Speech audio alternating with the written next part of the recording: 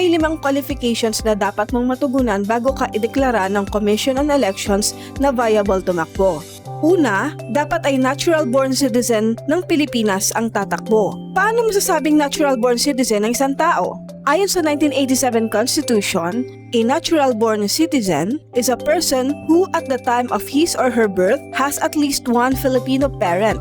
Kailangan din na ang taong ito ay born to a Filipino mother before January 17, 1973, who elected Philippine citizenship upon reaching the age of majority, which is 21 years old.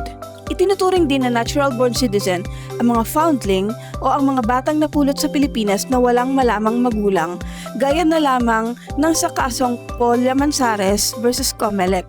Noong October 2015, nag-file ng Certificate of Candidacy si dating Senator Grace Poe sa pagkapangulo. May mga nag-file naman ng petisyon na i-disqualify siya dahil hindi umano siya isang natural-born citizen at hindi niya na-satisfy ang residency requirements. Naglabas ng hatol ang Comelec na hindi maaaring tumakbo si Polia Manzares. Inapila naman ito ng dating senador sa Korte Suprema at sa 926 ruling, ni-reverse ng Supreme Court ang naunang desisyon ng Comelec at idineklara si Poe na qualified para tumakbo sa May 2016 elections. Pangalawa, dapat ay registered voter ang gustong tumakbo. Marunong din dapat siyang bumasa at sumulat.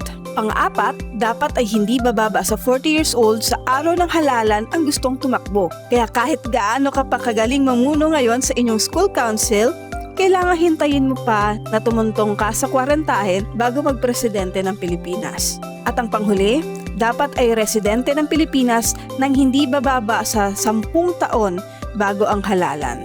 Bakit kaya ganito kahigpit ang requirements na nakapaloob sa Constitution? Sinisiguro kasi na ang mga mamumuno sa bansa ay may sapat ng experience, kakayahan at deep connection sa Pilipinas. Sa isang salita, hindi basta-basta.